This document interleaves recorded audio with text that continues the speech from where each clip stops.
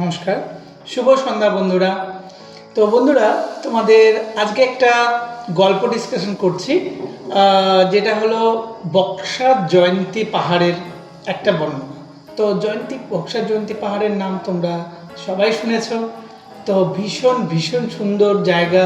তো তোমরা অবশ্যই কেমন বলছি, কেমন লাগছে অবশ্যই জানিও। তো বক্সার জয়ন্তী পাহাড় প্রকৃতির ইতিহাস ও বন্যপ্রাণের একটা লীলাভূমি। তো অবস্থান আর পরিচয়, বক্সা জয়ন্তী হলো পশ্চিমবঙ্গের আলিপুরদুয়ার জেলার এক ডুয়ার্স অঞ্চলে দুটো অবিচ্ছেদ্য অংশ। এটি বক্সা ব্যাঘ্র প্রকল্প নামেও কিন্তু বিস্তীর্ণ অঞ্চল নাম জানে। তো বক্সার উত্তর পূর্ব হিমালয়ের পাদদেশে অবস্থিত, উত্তর সীমানা ভুটান পর্যন্ত বিস্তৃত। তো জয়ন্তী গ্রাম ভুটান পাহাড়ের পাদদেশে জয়ন্তী নদীর তীরে অবস্থিত, যা এই অঞ্চলকে বিশেষ সৌন্দর্য দান করেছে। তো জয়ন্তীকে স্থানীয়ভাবে ডুয়ার্সের রানী বা কুইন অফ ডুয়ার্স নামে কিন্তু ডাকা হয়। তো সমুদ্রপৃষ্ঠ থেকে এর উচ্চতা, নিম্ন সমতল থেকে এর উচ্চতা সিনচুলা পাহাড় শ্রেণী, প্রায় 2800 ফুট পর্যন্ত বিস্তৃত এই পাহাড়ে। তো এখানকার ভূপ্রকৃতি মূলত রুক্ষ পাহাড়, ঘন জঙ্গল আর নদীর শুল্ক পাহাড় দিয়ে গঠিত। আর এটি এশিয়া হাতিদের ভারত ও ভুটানের মধ্যে কিন্তু চলাচলের একটা গুরুত্বপূর্ণ করিডোর হিসাবে পরিচিত। তো ঐতিহাসিক গুরুত্ব, বক্সা দুর্গ, এখানে কিন্তু বক্সা দুর্গ কিন্তু খুব সুন্দর একটা জিনিস বন্ধুরা। তো বক্সা পাহাড়ের অন্যতম প্রধান আকর্ষণ হলো ঐতিহ্যের প্রতীক বক্সা দুর্গ। এটি মূলত ভুটান থেকে ভারতে আসার একটা গুরুত্বপূর্ণ পথের বক্সাদুয়ার রুট সুরক্ষার জন্য তৈরি করা হয়েছিল। তো দুর্গটি 1774 থেকে 1865 সালের ভারত ভুটান যুদ্ধের সাক্ষী। তো কুচবিহারের রাজার আমন্ত্রণে ব্রিটিশরা এটি দখল করে নেয় এবং বাঁশের দুর্গটিকে পাথরের দুর্গে রূপান্তরিত করে। ব্রিটিশ শাসনকালে এটি কুখ্যাত একটা বন্দি শিবিরে পরিণত হয়। এটি আন্দামানের সেলুলার জেলের পরে ব্রিটিশ ভারতের অন্যতম খানা ছিল এটা, যেটা কারাগার হিসাবে নাম করা হয়। তো বহু স্বাধীনতা সংগ্রামী যেমন নেতাজি সুভাষচন্দ্র বসুর সহযোগী এখানে কিন্তু বন্দী ছিলেন।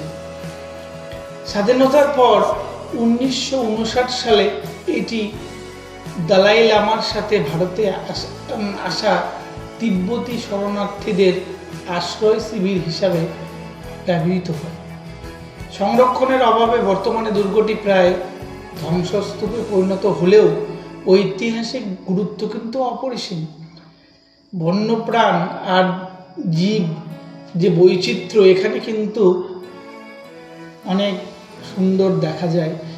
বক্সা ব্যাঘ্র প্রকল্পটি প্রায় 760 বর্গ কিলোমিটার এলাকা জুড়ে বিস্তৃত একটি সংরক্ষিত অরণ্য। এখানে প্রধানত শাল, সেগুন, শিশু, দেবদারু এবং বিভিন্ন গুল্ম ও বাঁশের ঘন ঘন বন দেখা যায়। বক্সায় প্রায় 450 প্রজাতির গাছ এবং 150 ধরনের অর্কিড পাওয়া যায়। এটি বাঘের জন্য সংরক্ষিত হলেও এখানে হাতি, বাইসন, চিতাবাঘ, যে লেপার্ড যেটা বলা হয়, এখানে কিন্তু সংখ্যা প্রচুর। এছাড়াও বিভিন্ন প্রজাতির হরিণ, যেমন হচ্ছে মেঘলা চিতা, বুনো কুকুর, অজস্র সরীসৃপ আর উভচর প্রাণীর কিন্তু বাস এখানে। আর বক্সা 250টিরও বেশি প্রজাতির পাখির আশ্রয়স্থল। আর পক্ষীপ্রেমীদের জন্য এটা একটা স্বর্গরাজ্য। তো বনাঞ্চলের গভীরে রাজা ভাত খাওয়ার একটা শকুন প্রজনন কেন্দ্র রয়েছে। এখানে জয়ন্তী নদী ও অন্যান্য আকর্ষণ। জয়ন্তী নদী এই অঞ্চলের প্রধান নদী। এই নদীর নামেই গ্রামের নামকরণ করা হয়েছে জয়ন্তী পাহাড়, যে জয়ন্তী গ্রাম একটা। বর্ষাকাল ছাড়া বছরের বেশিরভাগ সময় এখানে নদীটা প্রায় শুষ্ক থাকে, কেবল নুড়ি পাথরই দেখা যায়। তো নদীর সাদা নুড়ি পাথরের বিছানা এবং ভুটান পাহাড়ের পটভূমি এক অপরূপ দৃশ্য তৈরি করে। জয়ন্তীর আরেকটা আকর্ষণ হলো ভুটান সীমান্তের কাছে অবস্থিত মহাকাল গুহা। এই গুহা মন্দিরটি মহাদেবের যেটা হচ্ছে শিব ঠাকুর বলা হয় প্রতি উৎসর্গিত, এবং মহাশিবরাত্রির সময় এখানে প্রচুর ভিড় হয়। জয়ন্তীর কাছে রয়েছে পোখরি লেক, যেখানে বড় আকারের মাগুর মাছ আর কচ্ছপ, বড় বড় কচ্ছপ দেখতে পাওয়া যায়। ট্রেকিং প্রেমীদের জন্য বক্সাদুয়ার থেকে জয়ন্তী পর্যন্ত প্রায় 10 কিলোমিটার ট্রেকিং রুটটি অত্যন্ত জনপ্রিয়। এই রুট ধরে গেলে যেটা হচ্ছে লেপচাখা গ্রাম থেকে সিনচুলা পাহাড়ের অসাধারণ দৃশ্য দেখতে পাওয়া যায়। রাজা ভাত খাওয়া হলো বক্সা অরণ্যে প্রবেশের একটা প্রধান ফটক, মানে রাস্তা যেটা বলা হয়, যেখানে একটা নেচার ইন্টারপ্রিটেশনের সেন্টার রয়েছে।